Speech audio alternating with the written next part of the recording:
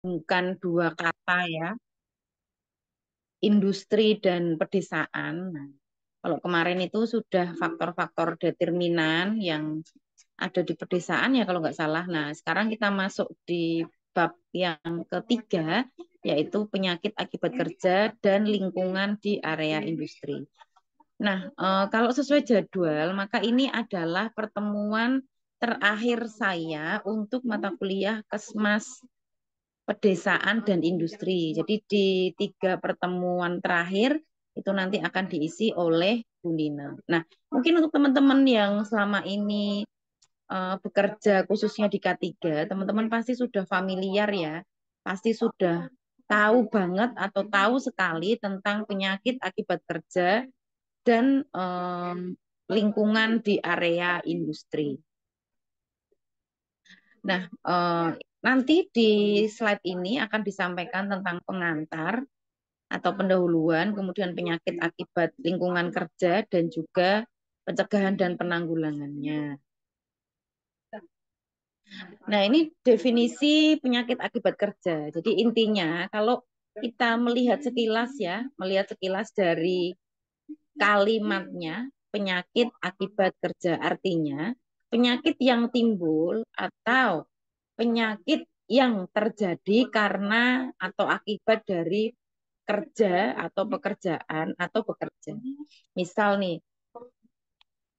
sebelumnya tidak pernah sakit, sebelumnya tidak pernah sakit flu, misalnya begitu nih. Kemudian dia harus bekerja di tempat yang dingin atau bekerja di pabrik atau di perusahaan ya, atau di pabrik yang dia membuat apa tuh frozen foodnya, otomatis kan tempatnya harus dingin, lokasinya harus dingin. Nah, akhirnya kok jadi sering flu, sering sakit, berarti flu yang dia derita karena penyakit akibat kerja.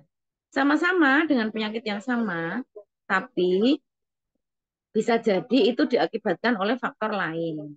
Bisa jadi itu juga diakibatkan oleh eh, faktor dari pekerjaan. Nah, itu yang harus kita teliti atau yang harus kita amati. Nah, mungkin materi dari saya mungkin tidak banyak ya. Apa yang sudah saya sampaikan mungkin tidak terlalu banyak. Teman-teman bisa mengakses lagi informasi terkait dengan apa yang saya sampaikan. Kemudian nanti untuk teman-teman yang di semester 3 ya, semester 3. Semester 3 nanti biasanya sudah dibagi peminatan toh. Nah, di situ di peminatan itu nanti kan ada peminatan K3. Nah, di peminatan K3 nanti akan dipelajari lagi tentang penyakit akibat kerja yang memang betul-betul dibahas di situ ya. Memang apa ya harus dikuasai oleh teman-teman yang lain. Jadi apa yang saya sampaikan ini hanya sebagai tambahan atau hanya sebagai informasi awal saja, bukan sampai detail gitu. Nanti kalau sampai detail itu nanti ada di peminatan K3 di mata kuliah penyakit akibat kerja. Nah, ini ya, ini adalah pengertian secara umum dari penyakit akibat kerja. Kemudian, jenis-jenis penyakit.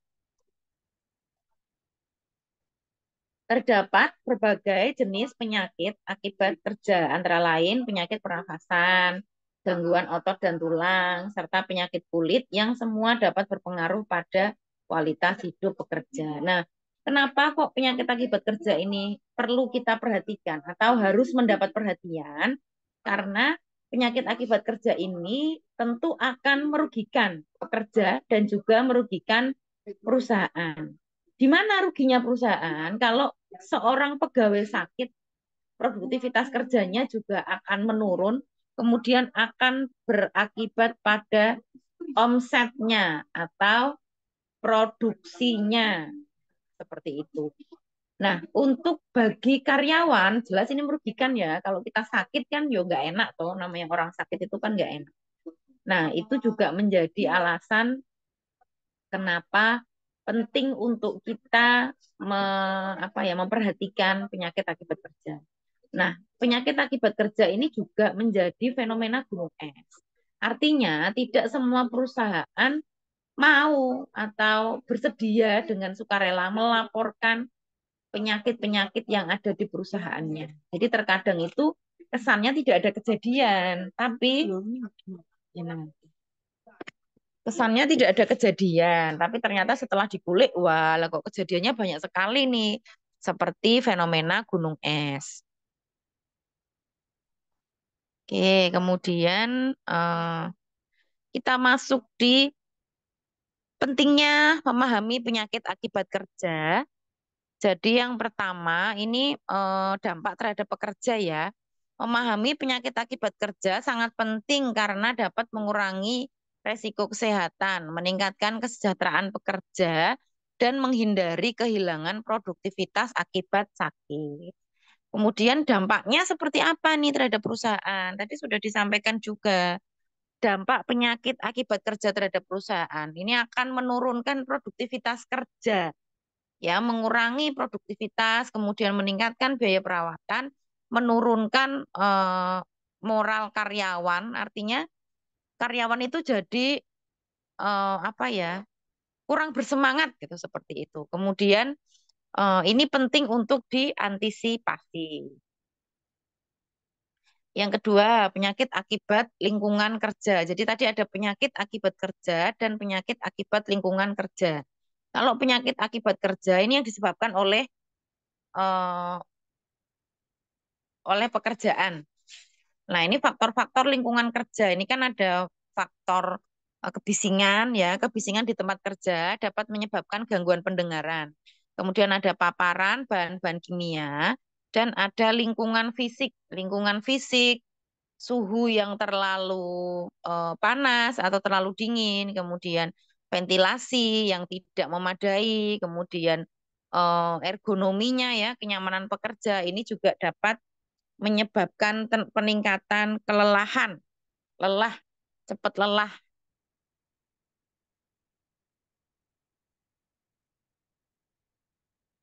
Nah, ini penyakit yang umum ya, yang umum ditimbulkan ya. Sebenarnya kalau kita bahas berkaitan dengan penyakit akibat kerja itu kan luas sekali ya, kompleks sekali. Dan ini masuknya di ranahnya bidang K3. Kalau khususnya kami yang di Kesling itu ya hanya belajar di bagian luarnya saja. Tapi untuk teman-teman di K3 ya harus paham ya. Kalau di K3 itu kan nanti dibahas dengan detail penyakit-penyakit akibat kerja seperti asbestosis misalnya. Ini penyakit yang disebabkan oleh debu asbes. Kemudian ada sick building SBS, sick building syndrome. Jadi sindrom yang disebabkan karena gedung. Itu ada enggak, Bu? Ada. Untuk teman-teman yang di K3 itu pasti saya yakin teman-teman sudah paham ya.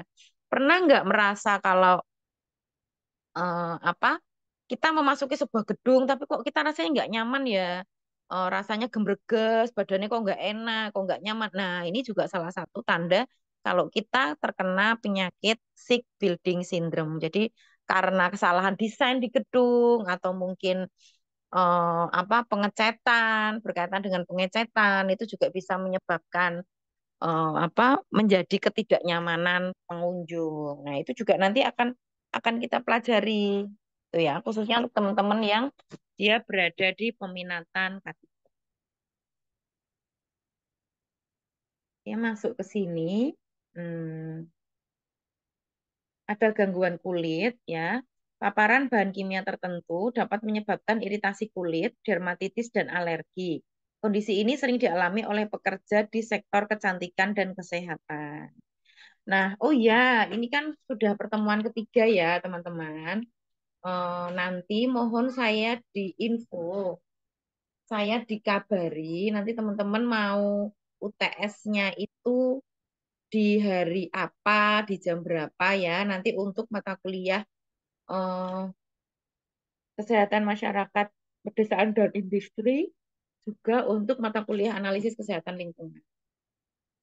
Selain nanti ada nilai UAS, nilai UTS juga memberikan sumbangsih juga, kemudian ditambah dengan nilai kehadiran. Jadi kalau semisal nih teman-teman betul-betul sibuk banget memang tidak bisa ditinggal, ya harapan saya tetap bisa join. Jadi namanya itu tetap ada. tetap bisa saya laporkan bahwa mahasiswa yang bersangkutan memang hadir gitu seperti itu. Kita kan selama ini kuliahnya kan online ya. Kalau online itu kan lebih lebih fleksibel, bahkan mungkin bisa disambi dengan rapat ya. Kalau yang untuk yang masih bekerja sampai hari Sabtu masih bisa mungkin di apa disambi dengan melakukan perjalanan dinas dan lain sebagainya itu kan semuanya masih bisa. Jadi harapan saya teman-teman tetap bisa join, tetap bisa hadir ya, tetap bisa mengikuti gitu seperti itu. Nanti silahkan jika ada hal yang mau didiskusikan, nanti bisa lewat WA juga bisa. Gitu. Karena kalau di Zoom itu kan kita terbatas ya, kita terbatas. Kemudian kalau hari-hari biasa itu juga saya lumayan agak riweh ya. Saya mau sedikit cerita nih. Kebetulan kan saya lanjut studi lagi dan ini sudah masuk di semester 2 itu prepare atau persiapan untuk proposal. Jadi kadang-kadang promotor dan koprom saya itu memberi tugas yang deadline-nya tuh mendesak, yang hari ini harus diselesaikan, hari ini harus dikerjakan, seperti itu. Jadi mungkin itu juga nanti menjadi alasan kalau semisal saya tidak bisa hadir sesuai dengan jadwal yang sudah ditentukan. Itu nggih, kurang lebih seperti itu. Jadi nanti saya tetap menerima saran, masukan gitu, monggo silahkan disampaikan saja. Nanti bisa lewat WA. Karena kalau kita bahas di Zoom ini lama waktunya, karena setelah ini juga masih ada agenda yang lain ya. Eh, agenda-agenda lain yang harus semuanya minta dikerjakan, semuanya minta didahulukan ya. Tidak ada yang mau mengalah gitu, tidak ada yang seperti itu. Jadi harus pintar-pintar saya berbagi waktu. Nah, untuk mensiasatinya, maka saya membuka membuka sesi diskusi tapi via WA. Jadi nanti kita bisa berdiskusi di situ. Silahkan nanti jika ada yang mau disampaikan atau memberi masukan atau mungkin bercerita apapun, intinya yang berkaitan dengan perkuliahan dan khususnya mata kuliah ini, saya insya Allah akan saya tanggapi dengan baik. Itu ya teman-teman. Kemudian untuk penyakit yang selanjutnya, kita kembali ke sini, penyakit muskuloskeletal ya. Penyakit muskuloskeletal ini seperti nyeri punggung dan artritis, ya, biasanya hasil dari postur yang buruk. Nah, ini biasanya berkaitan dengan desain yang ergonomis. Jadi kalau kita mau bekerja, kita harus punya desain tempat kerja yang ergonomis. Tujuannya buat apa?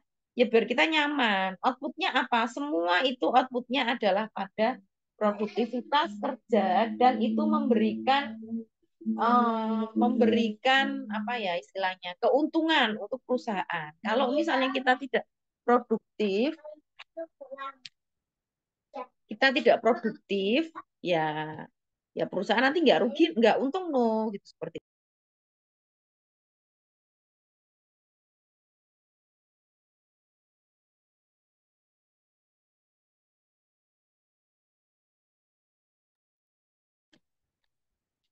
Oke, ini pencegahan dan penanggulangannya ya. Langkah-langkah pencegahan. Yang pertama, ini ada pelatihan keselamatan kerja ya. Pelatihan keselamatan kerja. Terus juga yang penting menurut saya selain pelatihan juga ada prakteknya. Jadi tidak hanya dilatih ya, tapi harus ada prakteknya. Prakteknya berupa apa? Prakteknya berupa gladi. Misal nih kebakaran gitu ya. Ada pelatihan penanggulangan kebakaran ya. Berarti nanti kita harus bikin gladi kebakaran. Semisal ada kebakaran, apa yang harus kita lakukan? Nah, itu kita harus latihan. Jadi tidak hanya kita harus praktek, sorry, kita harus praktek, tidak hanya latihan saja. Terkadang jeleknya di kita adalah kita tuh kurang serius. Kalau mengadakan pelatihan, yang dipentingkan hanya yang penting penyerapan anggaran gitu ya. Atau yang mungkin yang ya mungkin yang penting ada kegiatan gitu. Seperti itu. Kemudian biasanya tuh yang terjadi seperti itu teman-teman. Jadi mohon untuk benar-benar diperhatikan ya berkaitan dengan pelatihan keselamatan kerja. Kemudian nanti juga diusahakan ada gladinya. Kalaupun nanti kita mengikuti gladi, ya mbok yang serius. Karena kadang-kadang itu ngikutin gladi itu hanya ya sudah ikut-ikut aja, nggak serius. Nah, itu yang nanti apa ya? Ya salahnya tuh di situ. Jadi kan seharusnya kalau kita mengikuti gladi ya, gladi atau latihan itu harus serius. Anggap saja itu betul-betul terjadi. Kenapa? Karena kita akan serius pasti. Kalau itu benar-benar terjadi kebakaran kan kita pasti serius ngikutin arahan, kita serius untuk melewati, mengikuti jalur evakuasi kan seperti itu. Nah, yang parahnya kalau karena kita tuh terlalu menganggap itu santai, saat benar-benar kejadian, itu kita bingung dan kita panik. Wah, ini salah meneh.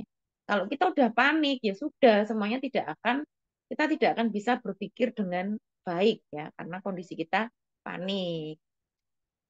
Itu sih sebenarnya yang sering terjadi. Saya beberapa kali ikut pelatihan dan juga gladi itu pesertanya tuh kurang lebih ya seperti itu. Maksudnya mereka nganggap ya udah cengengesan aja. Tidak hanya anak-anak, tidak hanya remaja, bahkan orang dewasa juga sama ya, seumuran saya dan panjenengan ya, yang bisa dikatakan sudah dewasa lah. Itu juga sama kok, tidak serius juga, ikut gladi juga asal aja, geruduk-geruduk, temennya lari sana, ini lari sana. Tidak diperhatikan instruksinya. Nah, itu yang salah. Padahal, contoh misalnya, kalau di perusahaan besar itu kan ada ini ya, ada aparnya. Jadi kalau misalnya ada bunyi sirene ini artinya ada kebakaran, misalnya begitu. Berarti kalau kita dengar bunyi sirene kita harus lari kemana? Nah, karena kita terbiasa untuk menyepelekan, nah begitu ada sirine bunyi ada kebakaran kita bingung harus kemana. Nah, padahal itu kan sudah ada pengarahan toh, ada pengarahan dari apa ya kalau di perusahaan itu biasanya kan ada HRD-nya, kemudian ada tim apa ya HSE-nya, HSE-nya yang K3 itu toh, biasanya kan ada itu. Nah, biasanya kan sudah diinfo kan, sudah ada infonya, kapan ada pelatihan dan lain sebagainya. Nah, ini juga menjadi langkah pencegahan. Kemudian penyediaan alat pelindung. Nah, ini yang sering terjadi adalah malas menggunakan alat pelindung seperti airplug ya yang dimasukkan di telinga itu. Itu kan saya dulu pernah wawancara dengan pekerja di pabrik jarum di Kudus. Itu kan suara mesinnya itu berisik sekali ya. Kebisingannya itu lebih dari 85 desibel. Nah, itu kan dari perusahaan sebenarnya sudah ada pelatihan, kemudian sudah memberikan APD secara gratis ya, memberikan air plug yang dimasukkan itu untuk mencegah biar tidak bising. Cuman pekerjanya itu waktu ditanya kenapa tidak dipakai, Pak? Karena tidak nyaman saat ngobrol dengan teman. Padahal kita di situ kan bekerja, jangan sampai.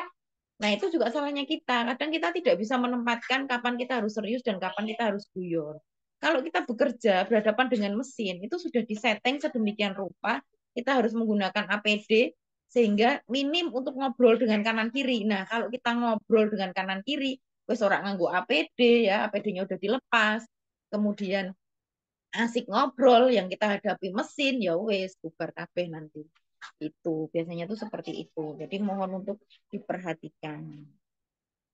Karena kelalaian itu tidak hanya kena untuk untuk teman-teman yang mungkin mahasiswa-mahasiswa S1 ya yang masih reguler yang masih lulusan SMA. Nah, teman-teman di non reguler yang sudah bekerja pun juga sama, saya rasa seperti itu juga.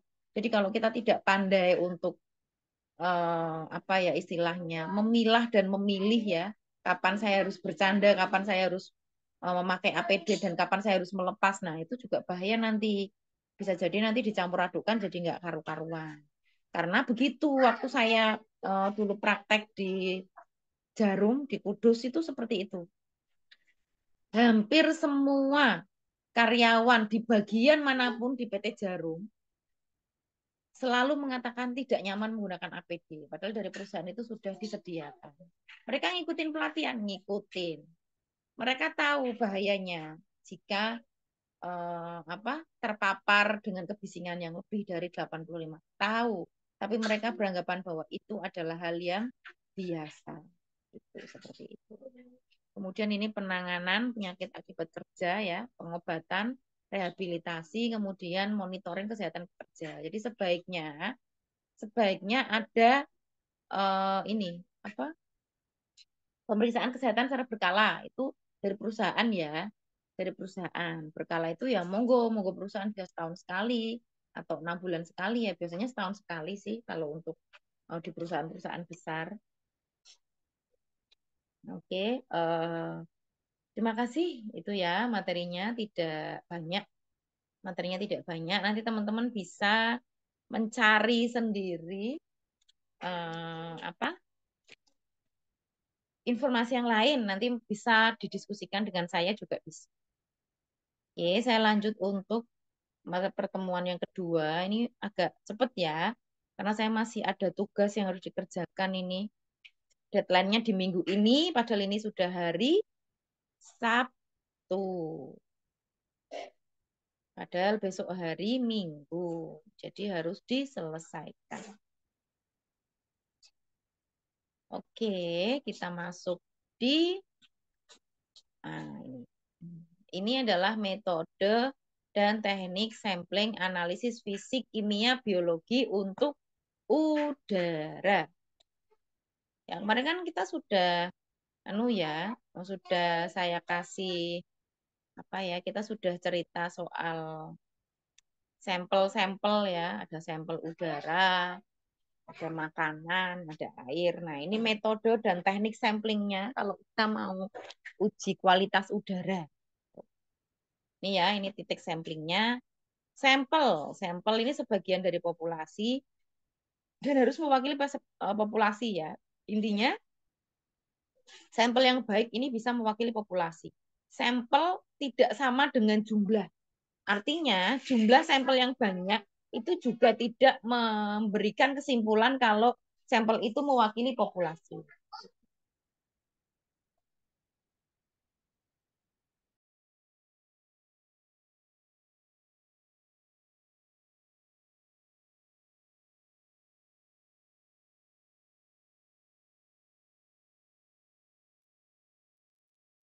Oke, sampling ini pengambilan sampel dari keseluruhan populasi dan titik sampling ini adalah titik atau tempat mengumpulkan sampel. Lokasi samplingnya disesuaikan dengan tujuan dan alasan dilakukan sampling adalah karena populasi terlalu besar dan keterbatasan sarana prasarana. Bisa nggak kalau populasi jadi sampel? Bisa, asal populasinya juga tidak terlalu banyak. Itu. Biasanya populasi yang di bawah 100 itu juga dia bisa sekaligus menjadi sampel. Itu ya, kalau nggak salah nanti monggo bisa dicari dulu teorinya. Kemudian ini jenis sampling udara berdasarkan waktu. Nah, ini ada grab sampling. Grab sampling adalah sampling yang dilakukan sesaat grab. Kemudian umumnya cara sampling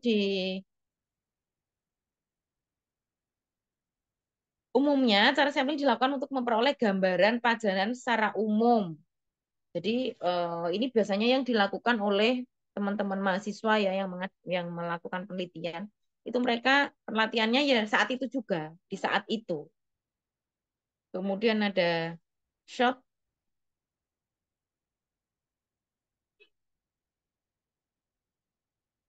short term sampling. Sampling yang dilakukan untuk jangka waktu yang pendek. Misalnya pajanan yang pendek. Kemudian ada long term sampling. Ini sebenarnya hanya sebagai pengantar saja ya teman-teman. Paling tidak itu teman-teman tahu lah bagaimana cara mengambil sampel udara. Kemudian ada long term sampling. Ini sampling yang dilakukan untuk jangka waktu selama 8 jam kerja, kemudian dibandingkan dengan nilai ambang batas. Ini juga ada ininya ya, ada apa? Ada pedomannya. Kemudian ada continuous sampling ya. Continuous sampling adalah sampling yang dilakukan secara kontinu. Kemudian jangka waktu continuous sampling 8 jam kerja atau lebih dari 8 jam kerja. Kemudian ini berdasarkan lamanya periode waktu. Nah, ini ada instantaneous sample atau sesaat.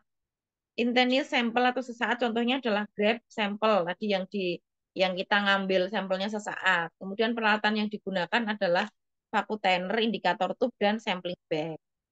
Kemudian ada integrated sample, diambil selama periode pajanan waktu ya, baik 15 menit maupun pajanan 8 jam kerja. Kemudian berdasarkan penempatan atau lokasinya ada personal sampling dilakukan untuk pengukuran pajanan perorangan pada pekerja. Nah, umumnya personal sampling ini diambil pada daerah breathing zone atau daerah di sekitar saluran pernafasan. Nah, ini biasanya di untuk mengukur personal sampling ya, untuk mengukur secara personal pajanan yang diterima oleh seseorang atau seorang pekerja. Kemudian ada area general sampling, ini dilakukan untuk mengukur pajanan di lingkungan kerja. Nah, ini tadi sebenarnya nyambung dengan tadi ya, yang di industri tadi. Kemudian ini ada berdasarkan ada tidaknya aliran udara ke dalam media sampling. Ada aktif sampling, kalibator, sampling pump, sampling media. Jadi aktif sampling ini adalah pengambilan sampel udara dengan menggunakan peralatan mekaniknya. Terdapat tiga elemen utama, kalibrator, sampling pump, dan juga sampling media. Kemudian ada pasif sampling, pengambilan sampel udara tanpa menggunakan peralatan pompa. Nah, jadi teman-teman, ini tuh sifatnya hanya sebagai pengantar ya, jadi hanya informasi tambahan. Untuk teman-teman yang mungkin sudah bekerja di lab atau teman-teman yang sudah terbiasa bekerja dengan ini, saya yakin lebih paham dari apa informasi yang saya tulis. Nah, bagaimana nanti jika teman-teman ada yang tertarik untuk menguji kualitas udara. Nah, saran saya nanti silahkan minta bantuan ke petugas lab. Kenapa? Karena tidak memungkinkan bagi kita untuk melakukan eh, pengambilan sampel udara sendiri, kecuali sampel air itu beda. Kalau sampel udara itu saya sarankan untuk minta tolong saja sama petugasnya karena alat-alatnya mahal. Kemudian udara itu kan beda dengan air ya. Kalau air itu kita bisa melihat, oh airnya tumpah, oh airnya kurang, oh airnya dan lain sebagainya itu kelihatan. Tapi kalau udara kan kita nggak kelihatan. Jadi saya menyarankan pasti kita belum ahli untuk mengambil sampel udara. Jadi lebih baik daripada nanti kita salah, minta tolonglah sama orang yang sudah paham gitu. Saya menyarankan seperti itu. Dan ini ya, ini tujuan dilakukan pengukuran sampel udara.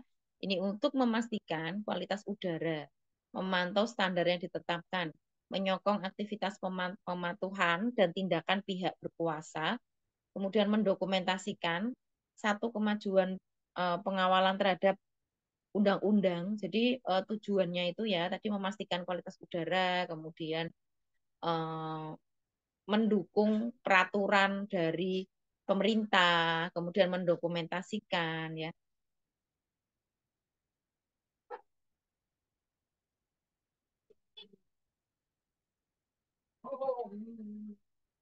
Ini kok ternyata bahasanya kok jadi bahasa kayak bahasa-bahasa ini ya, Melayu ya. Tapi yang penting nanti teman-teman paham ya dengan bahasanya, membekalkan data jangka pendek atau melaksanakan rencana kontrol. Coba nanti saya cek lagi lah, kok kayaknya bahasanya ini ya. Menganalisa tujuan terhadap bahan pencemaran dalam atmosfer. Kemudian parameter fisik, ini ada partikulat meter ya. Debu partikulat merupakan salah satu polutan yang sering disebut sebagai partikel yang melayang di udara.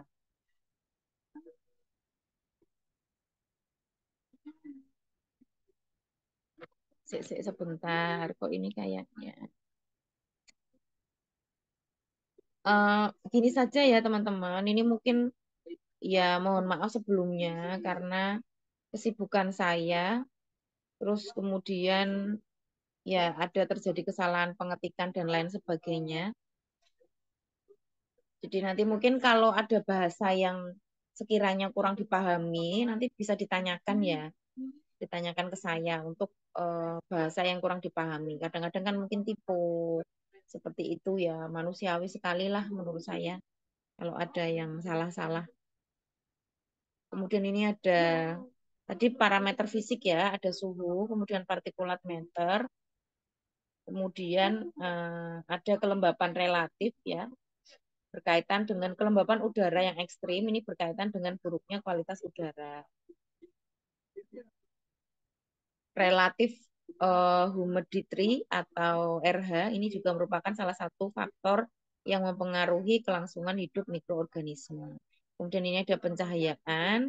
Cahaya merupakan pancaran gelombang elektromagnetik yang melayang melewati udara.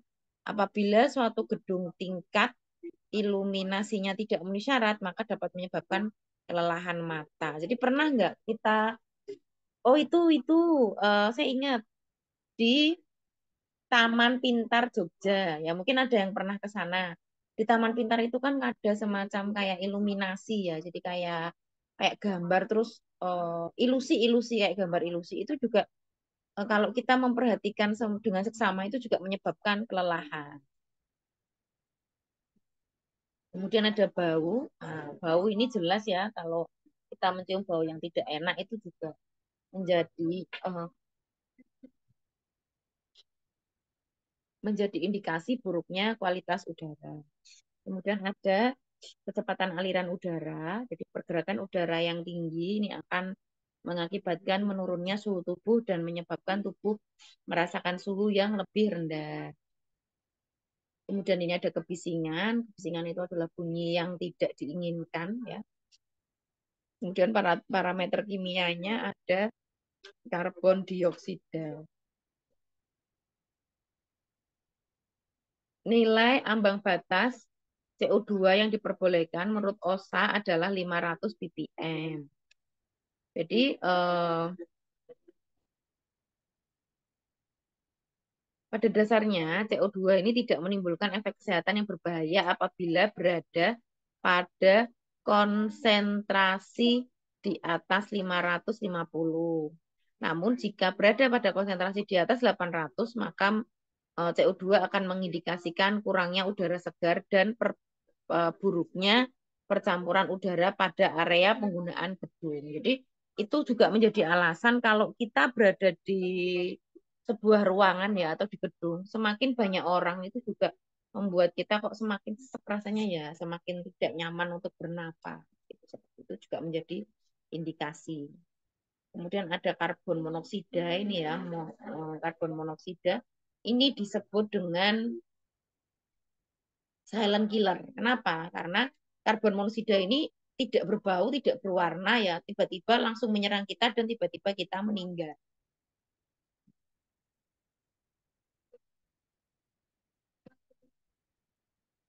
Kemudian ada NOx dan SOx ya, ini juga menjadi zat pencemar. Juga ada environmental tobacco smoke. Jadi rokok ya, rokok yang punya kebiasaan merokok, rokok itu juga ternyata menjadi pencemar udara karena asap rokok itu juga menyumbang menyumbang terjadinya pencemaran udara dan memperburuk kondisi udara.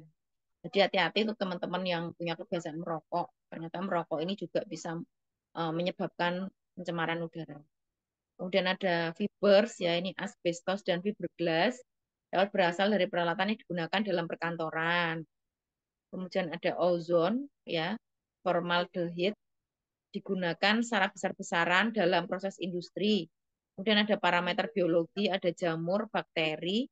Sumber bahan pencemar ini ada sumber alami, dari kegiatan gunung berapi, kebakaran ya, kegiatan mikroorganisme ini juga sumber alami. Kemudian sumber buatan ini jelas ya dari pembakaran, pembakaran kendaraan, kemudian proses pertambangan, penggalian. Oke, jenis bahan pencemar ada partikel debu, gas dan juga energi. Oke, mungkin itu yang bisa saya sampaikan teman-teman. Mohon maaf jika ada hal yang dirasa tidak sesuai atau ada hal yang tidak menyenangkan. Sekali lagi saya mohon maaf. Jika nanti ada yang mau ditanyakan, kebetulan saya juga masih ada agenda yang lain nih, deadline pekerjaan saya juga masih lumayan. Monggo saya menerima saran masukan ya dan juga diskusi ya dan diskusi. Monggo nanti bisa langsung WA ke saya. Itu saja nggih teman-teman. Terima kasih. Saya akhiri. Wassalamualaikum warahmatullahi wabarakatuh. Waalaikumsalam.